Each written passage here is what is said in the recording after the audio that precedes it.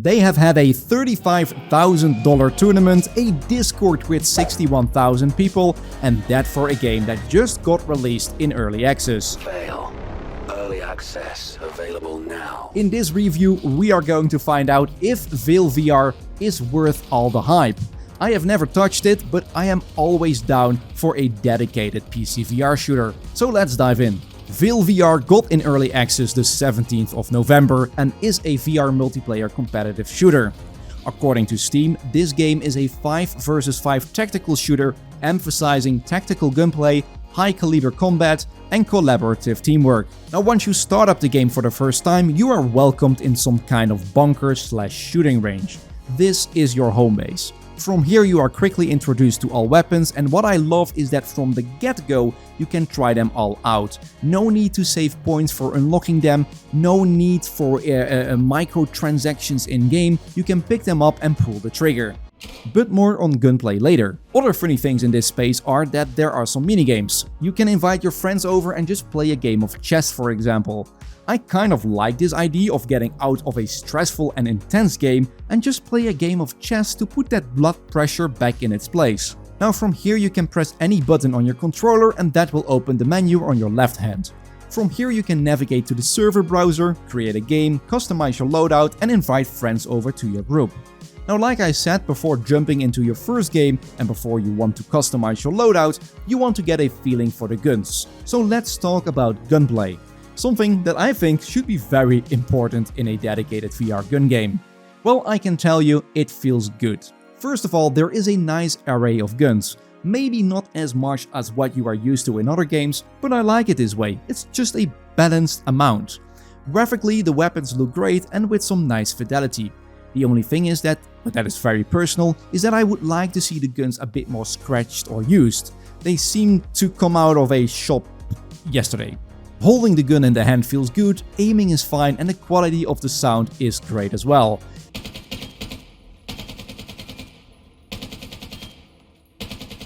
The only negative thing I could say here, and that's really a bummer, is that when you have shaky hands or just shaking the hand a bit, the weapon shakes with it like it's made out of paper.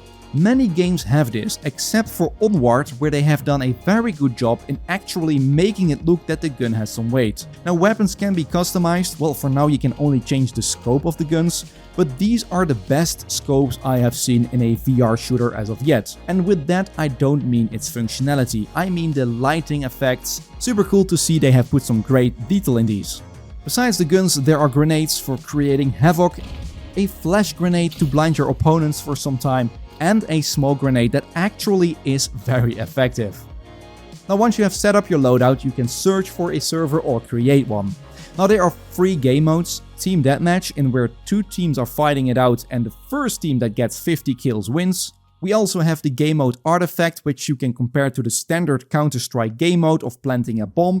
Well, in this game it's an artifact, and by planting it you don't have to type in some random code, but you have to connect the colored balls together, and I can tell you that's pretty stressful if the enemy team is hunting you. And last but not least we have CTO, Capture the Orb, which is very similar to Capture the Flag.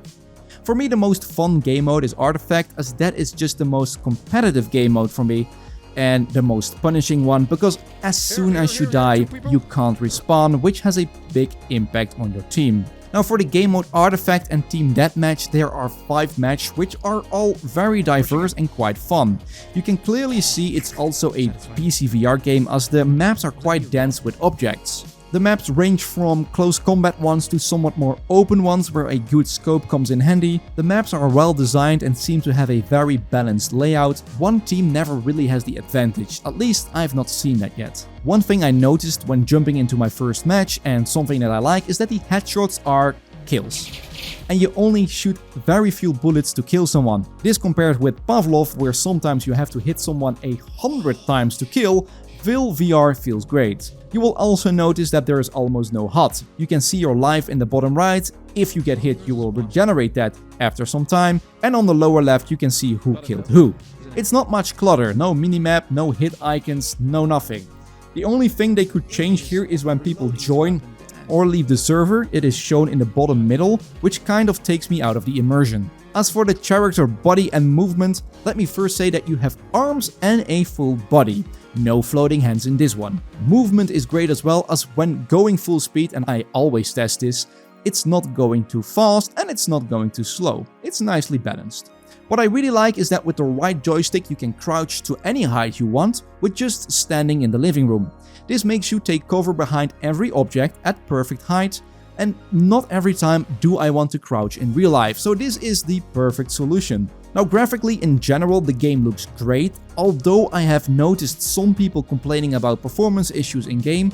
I also occasionally had some frame drops, but since I have the 3080 Ti, I don't think it's related to all rigs. The developers just need to optimize the game somewhat further. We have to remember though that the game is still in early access.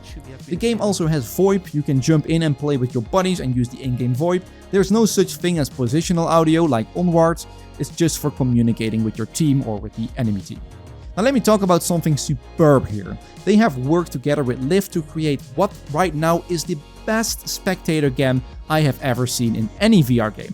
It has a fantastic smooth camera, and when looking through the scope of your weapon the camera zooms in so that your viewers can see pretty well what you are aiming at. Absolutely fantastic and a job well done. Also a job well done is the amount of settings you can change. So over here you will see a lot of settings. You can already set your dominant hand over here, which is quite unique in many VR games.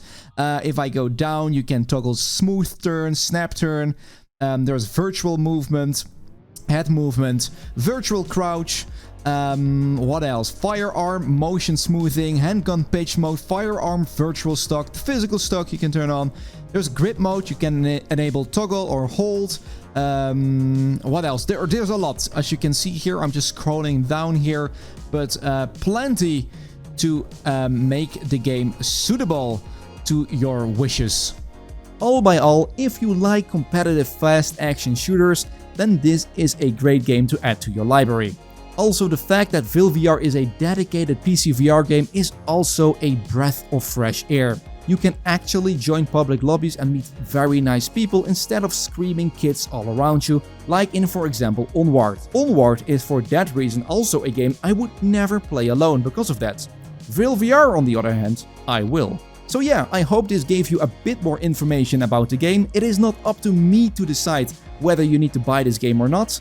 The only thing I can tell you is that for an early access game, this feels pretty good and quality-wise is above my expectations. I will definitely have some fun with this one, and everyone, please, if you want to keep up to date with the latest PC VR updates, then subscribe to my channel. I hope to see you all in the next one. Ciao ciao.